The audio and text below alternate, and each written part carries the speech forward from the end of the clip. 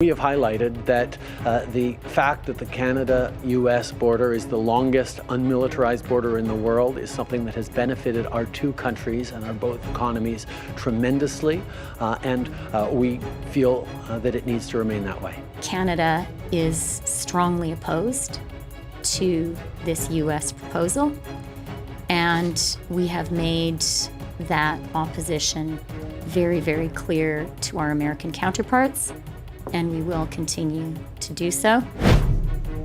Coronavirus fears push Canada and the U.S. toward a flashpoint in the relationship. Hi there, and welcome to Power in Politics. I'm Vashi Capellos. The federal government is urging the Trump administration not to deploy troops to the Canada-U.S. border.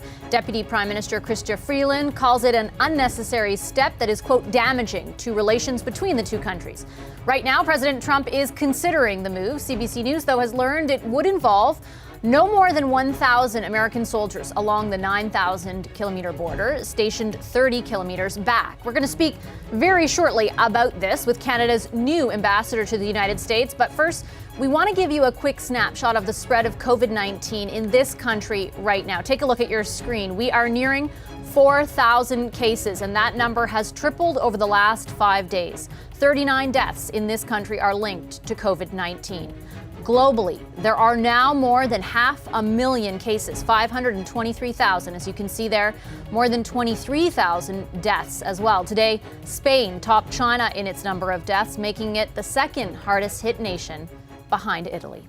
Let's turn back now to the situation between the U.S. and Canada. President Trump is slated to speak this hour, but first, Kirsten Hillman is Canada's newly appointed ambassador to the United States, official ambassador. She's occupied the role for a number of months. I spoke with her just last hour from Washington.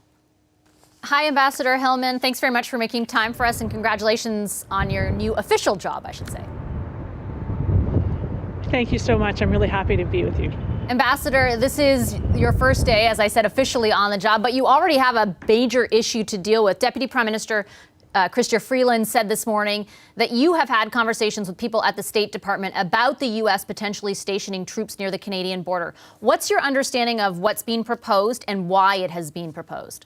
Well, you know, what's being proposed and why are really questions I think that the Americans need to answer.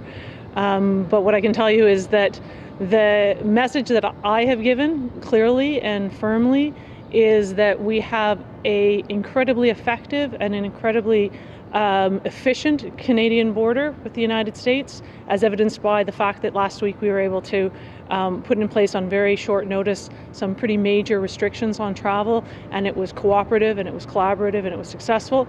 So this kind of potential move by the United States I don't think is necessary. I don't think it's helpful. It sends the message that there's a problem at the border, which there most certainly is not. And that's a message that I have been conveying forcefully and clearly here. Once you convey that message, once you have been conveying it, what is the response like? You know, our interlocutors have been listening. They clearly have been listening.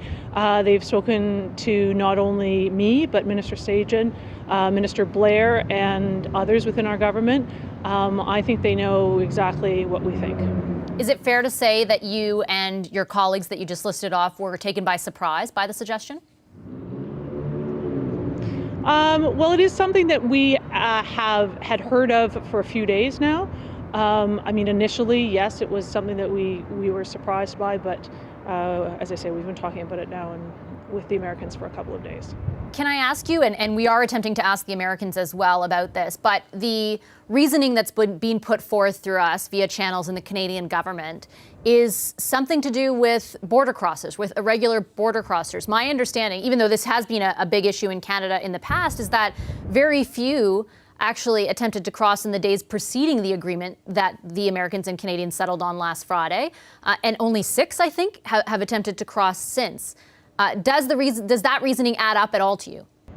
So again, without commenting on what their reasoning might be, happy to comment on the facts with respect to border crossings as between Canada and the United States. And you're absolutely right, the numbers are very small. And since our measures went into place just last week, they've been virtually, non-existent. There are a few. I'm not sure I can, as of right now, what the exact number is, but they're in the single digits, that's for sure. Do you have a sense at all, and I take your point on not wanting to comment on the reasoning, but I think Canadians are sort of trying to figure out why this might be happening. Do you have a sense at all if it's about something beyond that idea of border crossers? Yeah, again, I think I'm going to have to say that that's something for our American friends to answer. I don't want to speculate on their reasons. I just want to say that I don't think it's helpful. I don't think it's necessary. And I think it sends all the wrong messages about a border relationship that is longstanding, unmilitarized since the beginning of our country, and needs to stay that way. Beyond Ambassador sending the wrong message, is there anything material that would change? Is there any sort of substantive impact of militarizing the border? I guess it depends on what it is that they do and how they do it, and that is something that I'm really not in a position to talk about. I don't really know. I guess what I'm trying to ascertain is whether or not the government and yourself are opposed to it because of the message that it sends, because of the sort of significance in that respect, or if there are tangible things that you are opposed to.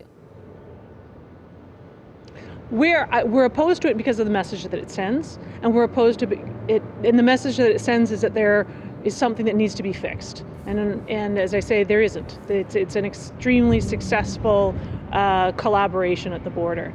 And so it's not necessary, and it sends a message that there's a problem, and there isn't. If you were to characterize the status of these discussions, is this something that is still a ways off? Like, is there reason to believe that yourself and the Canadian government might be successful in staving it off? How would you characterize it, I guess, for our viewers? Well, the conversations are ongoing, and they're active. Okay, let me switch topics and ask you about the spread of coronavirus and sort of the relationship between our two countries and how that all factors in. We know that the president is openly talking about reopening sections of the American economy, walking back stringent public health measures. He's talking about a date of the Easter weekend. That does fly in the face of what we've heard from public health experts who are telling us to remain socially distant, for example. How serious do you think the president is about reopening the economy? Well, I mean, the first thing I would mention is that in the United States, the measures that are put into place with respect to social distancing and the either recommendations or the actual directives that are being made for citizens are happening at the state level. So the last count I had, there were 32 or 35 states that had put in place some sort of orders around shelter in place, shelter at home. They're all a little bit different, but there's the same direction. So those are state level measures. And so if they're going to be withdrawn, they'll be withdrawn by the levels of government that put them in, which, as I say, are state and local levels. So does that mean, I don't want to misinterpret it, are you saying that regardless of what the president says about reopening the economy, Canadians should rest assured about the public health measures being taken in that country? I think that Canadians, what's important for Canadians to understand is that our government, since day one, has been adopting measures in the face of this virus that are based on facts and they're based on science.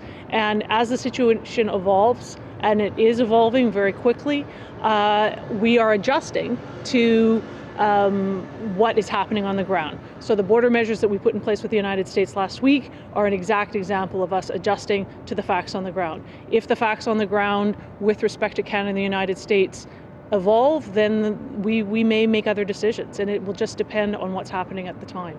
Does that mean that the door is open to more restrictive measures at the border? Is that a possibility? I take your point that obviously it depends on the circumstances, but if in fact the circumstances do evolve in a way that the president has outlined, is that off the table? I think, the Prime Minister has said that nothing's off the table. So I think that it's important to know that for us, nothing's off the table, and we will be guided by science, and we will be guided by what's in the best interests of Canadians. And our priority, first and foremost, is the health and the safety of Canadians. Okay, I'll leave it there. Thank you so much for your time, Ambassador. Really appreciate it. Thank you. Really nice to talk to you virtually from a long social distance. Hi, I'm Vashi Capellos, host of Power in Politics. See more of our show by subscribing to the CBC News channel or click the link for another video.